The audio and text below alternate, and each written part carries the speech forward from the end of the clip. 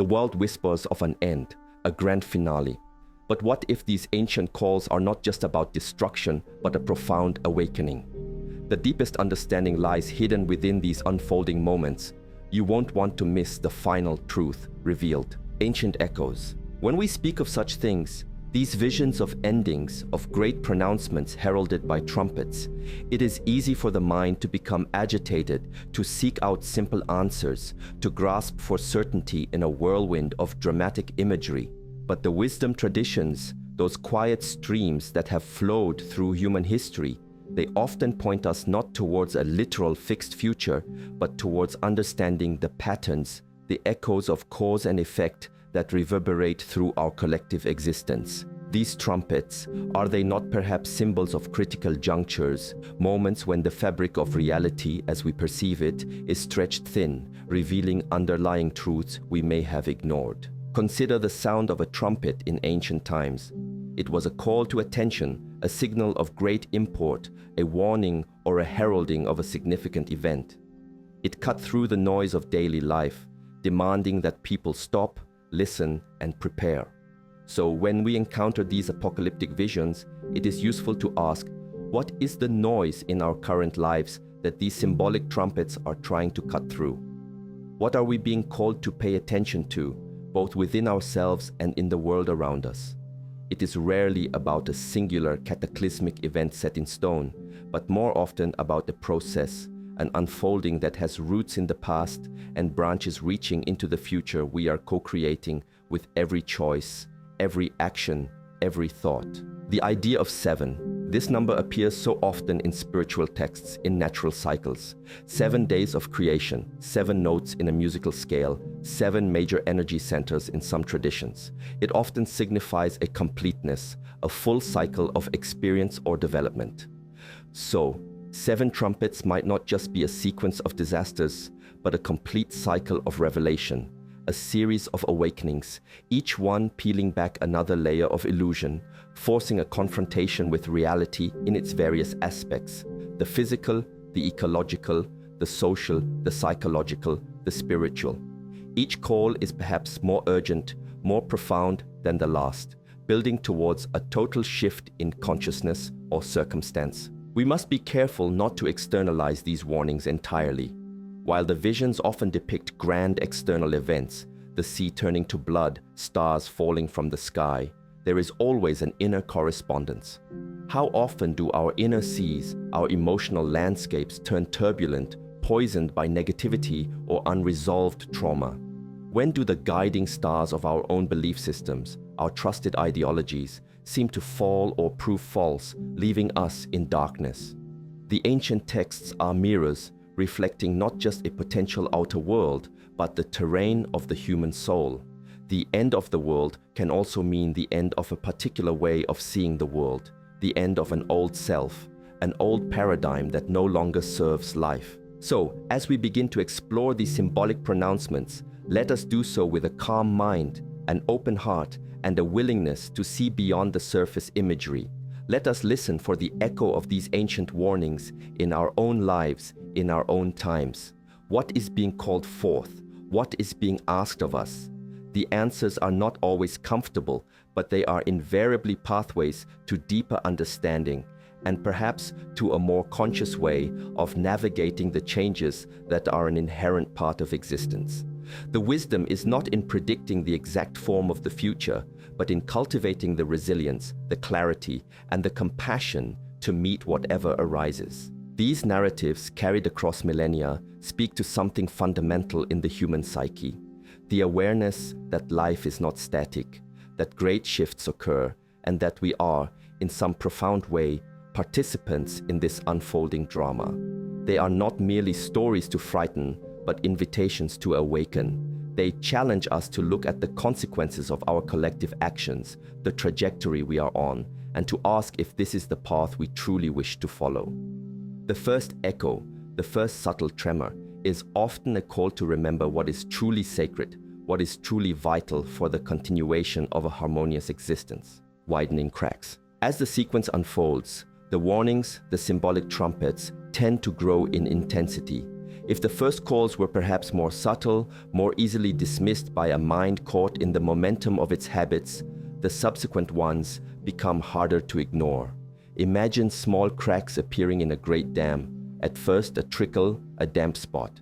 But if the underlying pressures are not addressed, those cracks widen, the structure groans, and the potential for a catastrophic breach becomes undeniably real. This is often how imbalances, whether in an individual's life, in a society, or in the natural world, manifest. They begin with subtle signs, whispers that, if unheeded, grow into shouts. The imagery associated with these later trumpets often involves significant disruptions to the natural order. A third of the sea becoming blood, a third of the rivers poisoned, a third of the sun, moon, and stars darkened. Again, we can look at this on multiple levels. Literally, we are witnessing profound ecological crises. Our seas are suffering, our fresh waters are contaminated, and the very atmosphere that sustains us is being altered. These are not distant prophecies. They are observable realities that speak to a deep imbalance in our relationship with the planet that is our home. The third might symbolize a significant, impactful portion, enough to cause widespread suffering and disruption, enough to make everyone take notice that something is terribly wrong. But what about the inner correspondence? When a third of the sea within us, our emotional wellspring, becomes toxic with bitterness, resentment, or despair, what happens to our vitality, our ability to connect with others, our joy? When the rivers of our life force, our creative energies, our daily sustenance become poisoned by harmful habits, negative thinking, or a soul-crushing routine, do we not experience a kind of inner death, a loss of vibrancy? And when the sun, moon, and stars of our inner firmament, our guiding principles, our hopes, our sense of meaning and connection to something larger, are obscured, do we not fall into a profound darkness, a spiritual disorientation? These are not just poetic parallels. The outer world and the inner world are deeply interconnected. The state of our planet often reflects the collective state of human consciousness. A consciousness driven by greed, by separation, by a short-sighted focus on immediate gratification without regard for long-term consequences will inevitably create a world that mirrors these qualities. The widening cracks in the outer world are urgent calls to examine the widening cracks in our understanding of ourselves and our place in the universe.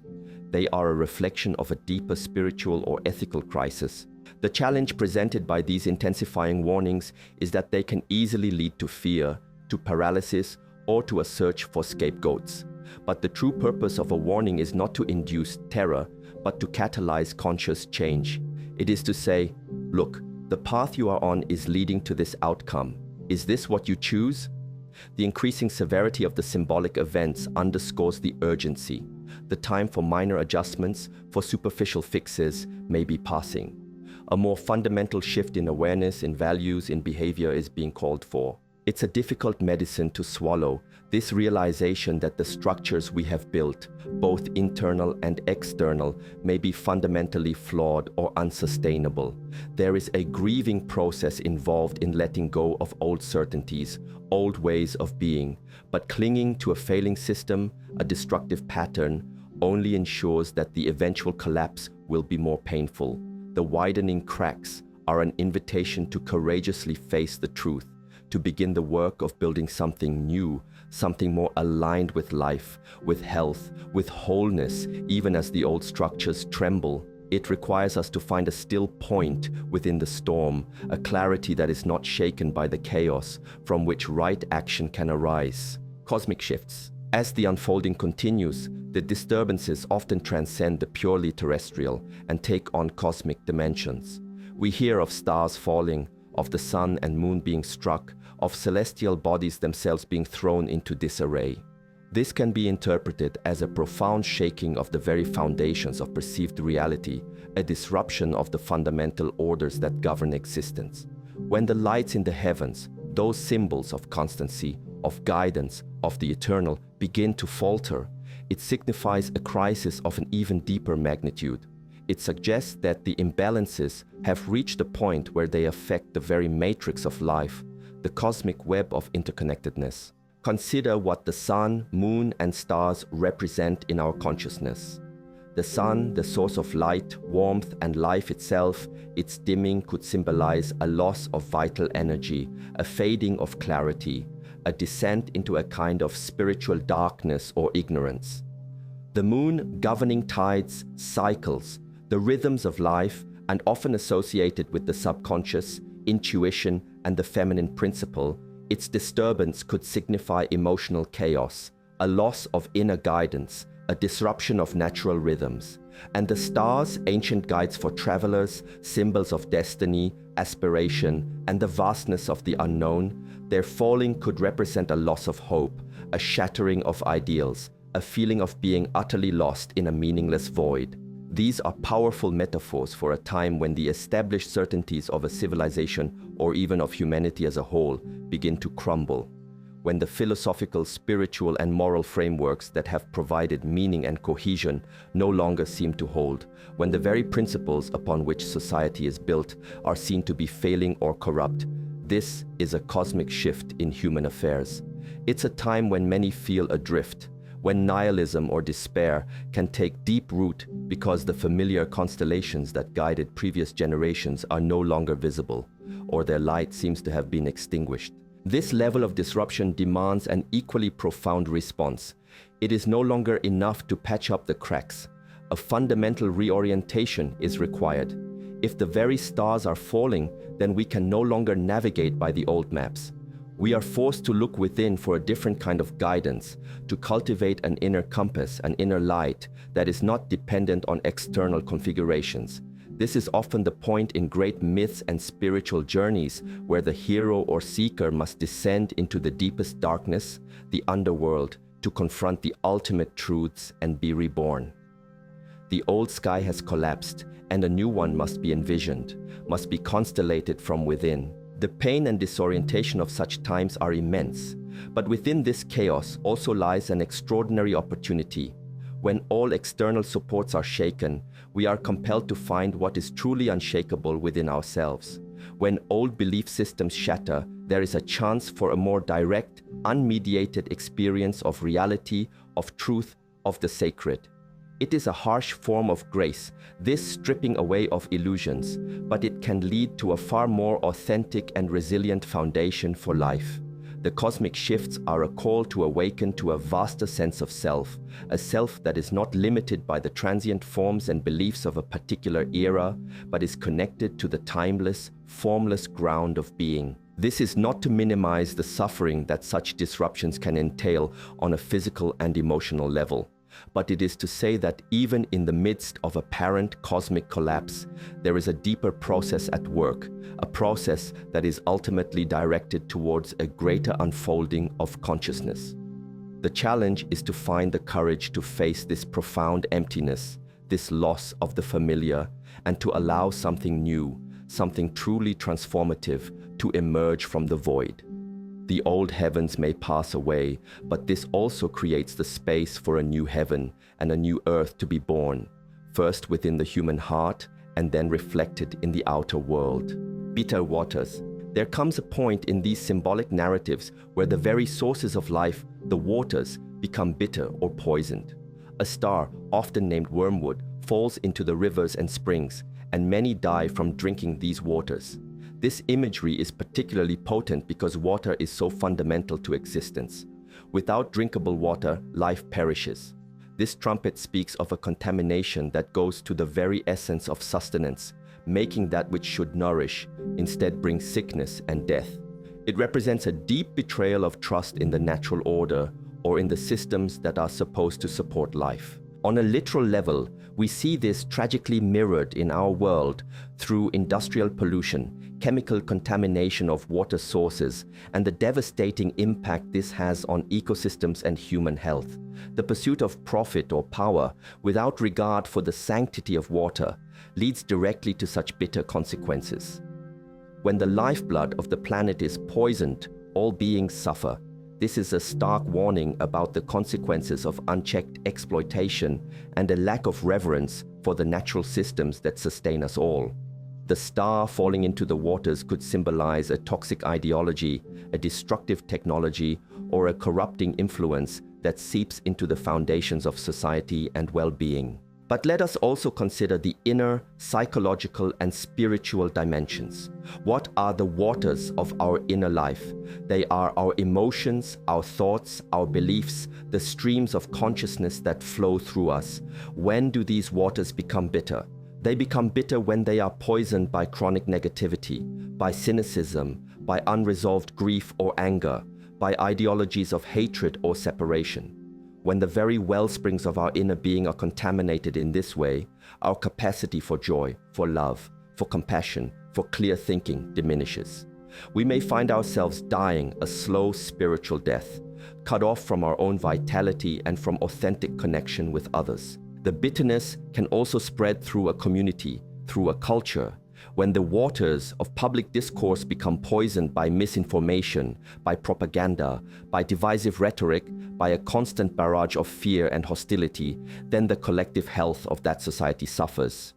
Trust erodes, empathy withers, people become isolated, suspicious, and reactive. The shared narratives that bind a community together become toxic, and the ability to address common challenges constructively is severely impaired. This is a profound form of collective poisoning, where the very means by which we understand ourselves and our world become a source of affliction rather than nourishment. Wormwood, the name given to this bitterness, has an ancient association with sorrow and calamity. Its taste is intensely bitter. This suggests that the experience is not subtle. It is a palpable sense of wrongness, of things having gone deeply awry. It is a suffering that cannot be easily ignored or wished away, and the fact that many died from these waters indicates the widespread and severe impact of this contamination, whether it is physical, emotional, or spiritual. It's a critical point where the life-negating forces seem to gain a terrible ascendancy. Yet, even in such a dire depiction, there is a call. The bitterness itself is a signal. It tells us that something is profoundly out of harmony. The pain is an instructor. It forces us to confront the source of the poison, to ask how we allowed our waters, inner or outer, to become so contaminated. It can be a catalyst for a desperate search for purification, for healing, for a return to sources of true nourishment. The journey through the bitter waters, if it does not lead to utter despair, can forge an unshakable resolve to protect and restore the sanctity of life, to find or create springs of clean, living water once more. It is a dark passage, but one that holds the potential for a profound re-evaluation of what truly sustains us.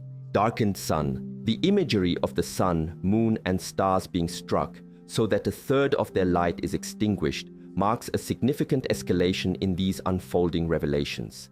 This is not just about poisoned waters or localized destruction on Earth. This is about a dimming of the great celestial lights, the very sources of illumination and orientation for our planet and metaphorically for our consciousness. When the light itself begins to fail, it signifies a crisis that touches the very foundations of how we perceive and understand our world, a spreading gloom that can affect our spirit, our hope, and our ability to see clearly. Imagine a world where the sun's light is noticeably diminished. The days would be perpetually twilight, colors would be muted, growth would falter, and a pervasive chill would set in. This physical description serves as a powerful metaphor for a spiritual or intellectual dimming. When the sun of overarching truth, wisdom, or divine presence seems obscured, a society or an individual can lose its guiding light.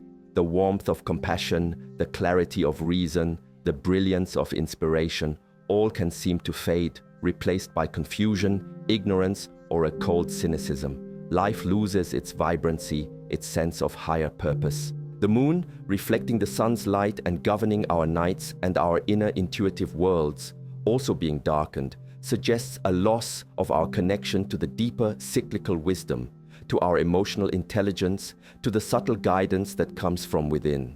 If the sun represents the clear light of conscious awareness, the moon represents the more hidden, reflective, and intuitive aspects of our being. A darkened moon can mean that our dreams become troubled or cease to guide us. Our instincts fail us, and we feel disconnected from the natural rhythms of life and death, growth and decay.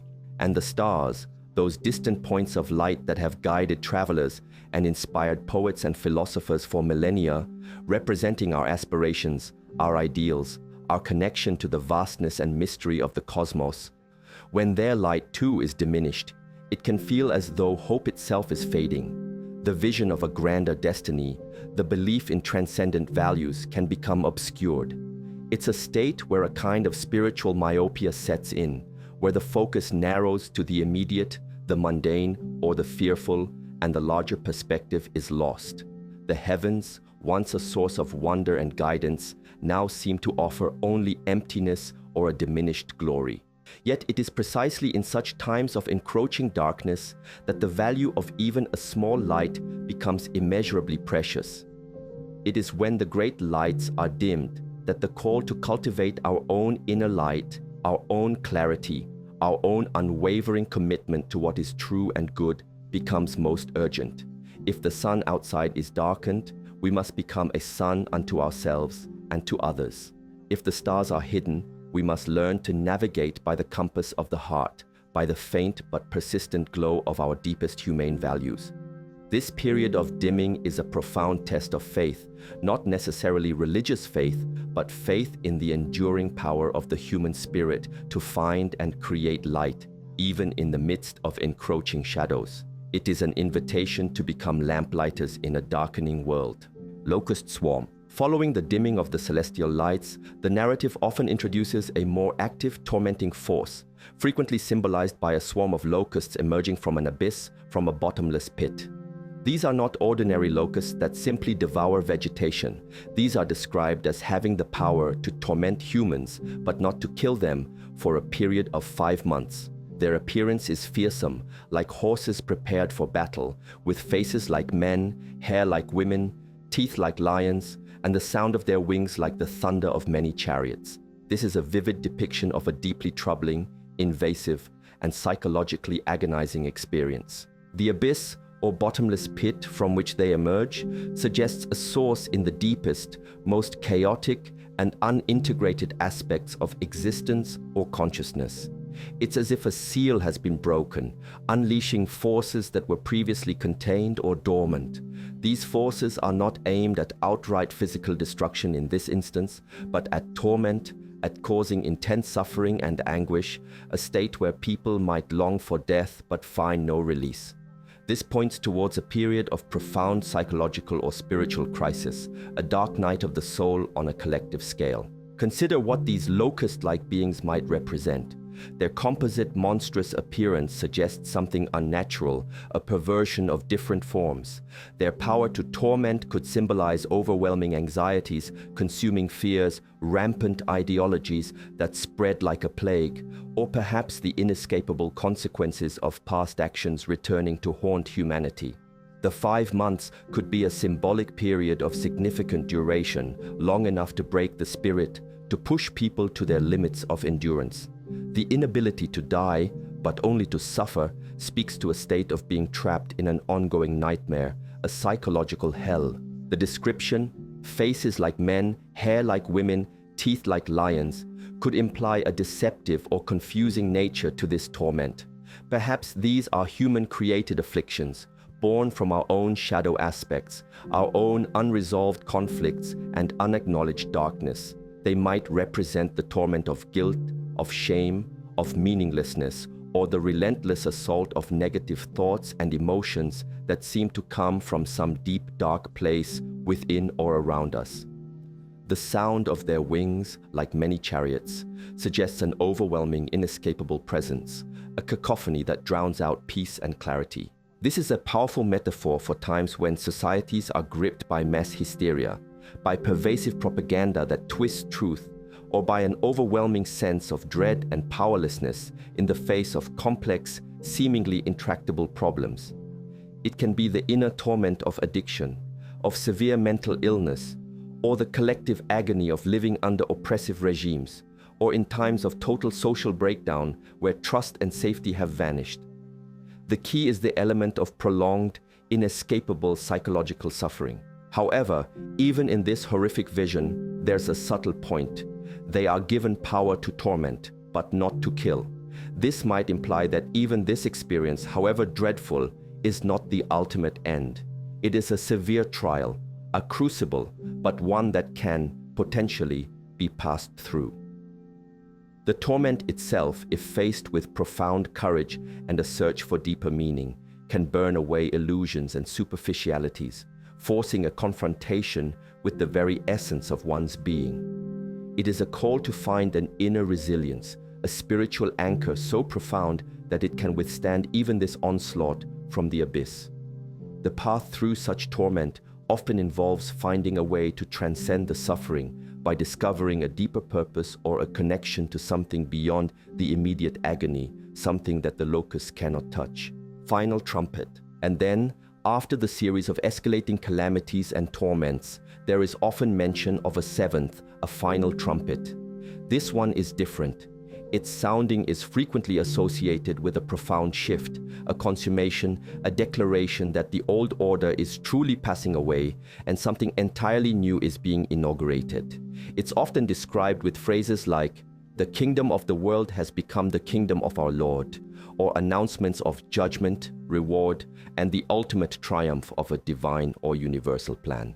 This trumpet doesn't just herald another disaster, it signals a definitive turning point, the culmination of the entire process of crisis and transformation. After enduring the partial destructions, the poisoned waters, the darkened skies, and the psychological torments, this final call can be seen as the moment of ultimate reckoning, but also of ultimate liberation. It's the point where the pressures, the contractions, finally give birth to a new reality. The mystery of God, or the deeper purpose behind all the trials, is declared to be finished or revealed. This suggests that the period of suffering and confusion, while terrible, was not meaningless, but part of a larger, often incomprehensible, unfolding towards a greater resolution. For those who have navigated the preceding trials with integrity, with compassion, with a steadfast hold on their inner truth, this final trumpet can sound as a call to their inheritance, a recognition of their endurance, a welcoming into a new state of being. For those who have clung to the old destructive patterns, who have been the source of the poisoning and the torment, it can represent a moment of judgment, where the consequences of their actions are made fully manifest and their power is brought to an end. It signifies the re-establishment of a fundamental cosmic balance, where truth prevails and illusions are shattered. The final trumpet often ushers in imagery of great power and majesty, lightning, thunder, earthquakes, and sometimes great hailstorms, but also voices in heaven, worship, and thanksgiving. This suggests both the immense power involved in this final transition, a shaking of the very foundations of the old world, and also the profound release and joy that accompanies the emergence of the new. It's the storm that finally breaks the oppressive heat, clearing the air for a fresh beginning. The destructive elements here seem to be more of a final cleansing, removing the last vestiges of what needs to pass away. This is not necessarily an end in the sense of annihilation, but a profound transformation. The world as it was known, with its imbalances, its injustices, its sufferings, gives way to a new paradigm, a new way of being, governed by different principles, perhaps principles of harmony, love, justice, and truth. The sounding of this last trumpet is the signal that the long, arduous labor of this cosmic cycle is complete, and a new age can begin. It's a moment of profound significance, the pivot upon which history or consciousness turns. The feeling evoked is one of awe, of finality, and for those aligned with the emerging truth, immense relief and gratitude. It's the resolution of the drama, the point where the why of all the suffering begins to become clear, even if only in retrospect. It calls for a deep letting go of all attachments to the old and a full embrace of the new, whatever form it may take. This final call is an invitation to step across a threshold into a reality that has been forged in the fires of the preceding tribulations, a world purified and renewed. It is the ultimate awakening, the dawn after the longest, darkest night. The journey through these symbolic trumpets, these escalating calls to awareness, is a profound metaphor for the cycles of crisis and transformation that occur in individual lives, in societies, and perhaps in the unfolding of human consciousness itself. It is not a path of ease, but it is one that leads ultimately towards a deeper understanding of ourselves and our place in the cosmos. The key is not to succumb to fear, but to listen deeply to each call, to learn the lessons offered, and to align ourselves with the enduring principles of truth, compassion, and wisdom. For it is through navigating these challenges with an open heart and a clear mind that we participate in the co-creation of a more awakened world, a world where the final trumpet does not signal an end, but the beginning of a more harmonious and enlightened existence. This teaching resonates so deeply with the turmoil we see and feel around us. It's not about predicting a date, but understanding the process of awakening through crisis. That final insight about the end being a transformation really hit home. Thank you for this profound perspective. What trumpet do you feel is sounding loudest in your own life or in the world right now?